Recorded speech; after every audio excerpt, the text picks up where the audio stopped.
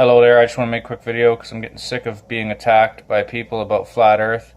I just had surgery yesterday to remove this thing from my neck, and my friends would rather attack me about flat earth than see how I'm doing. Real classy. So it's called diffusion of responsibility. They always demand proof. They want proof, give me proof, but then they never look at the proof and they immediately change the subject to something else, and they think that somehow trumps all the other things you said before it. Like that flat earth map right there in the background.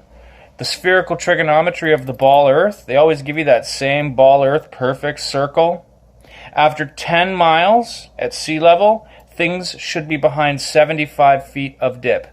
10 miles. You shouldn't be able to see anything with high-powered cameras after 10 miles. And yet the record's over 300 miles. So what then? Not to mention the fact that water is always flat and level. Always. Doesn't curve to a magical ball. But this will go in one ear and out the other because they're too scared to look at this, because then all the Star Trek they've oodled over and all the sci-fi that they've dreamed of and all the millions of times they wish they could be on the Millennium Falcon and meet the Wookiee, they have to rethink their whole lives, and they don't want to do that. Another massive proof. They say magical gravity, that anecdotal wet dream of Sir Isaac Newton that's causing Earth to spin at all these redonkulous speeds. They say gravity is caused by Earth's molten core of 7,000 degree nickel and iron. Yeah, there's only one problem with that. Molten metals lose magnetic properties.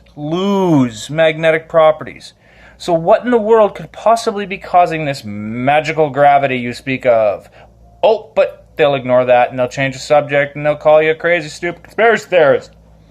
You know, how many other proofs can you figure out? I don't know. How about digital photographs of the sun in the clouds? Digital video of the sun in the clouds proving it's not 93 million miles away.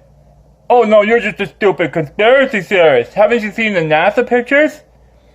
Or like my friend, supposed to be my friend, but he'd rather attack me and call me the liar than point the finger at some faceless institution like NASA.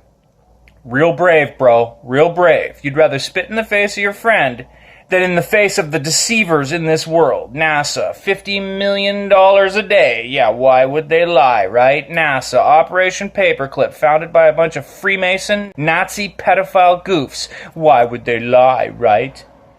It gets a little old, And there's even more proofs, like the geocentrism Michelson-Morley laser experiment. This laser, which led to the double slit experiment, they bounced this laser off a bunch of mirrors, and if Earth was moving, the laser would have been disrupted, even like the tiniest little millimeter measurement. No. You replicate that experiment over and over again, and that laser is never disrupted. How about pendulums? They say pendulums just keep spinning and spinning. Yeah, if you start them up with your hand. If the Earth was a spinning ball, there would be no stationary pendulums. And what about another proof? Polaris, the North Star, never moves. If we're spinning at all these insanely stupid speeds, 1,000 miles an hour, the Earth is supposed to be spinning, around the sun at 62,000 miles an hour, out of event horizon of the Big Burp at half the speed of light, and yet the stars never change?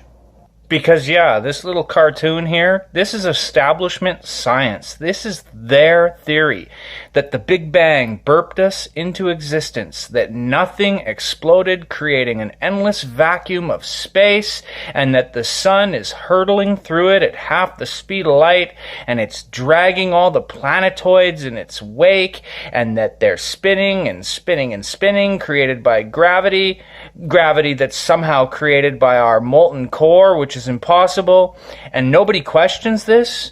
Nobody stops to think at how insane on the face of it this is.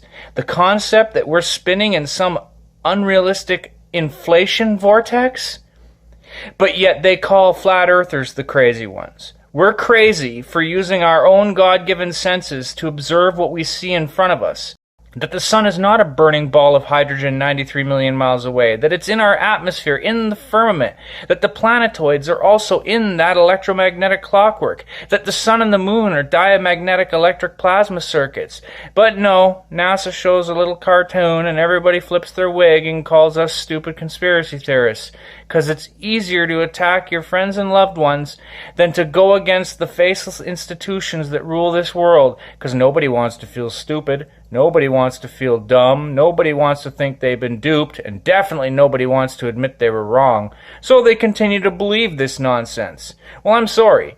This is insane on the face of it. If you want to believe we're spinning around at half the speed of light, you go right ahead. But I won't ever buy into this nonsense again. I can't possibly unsee the truth.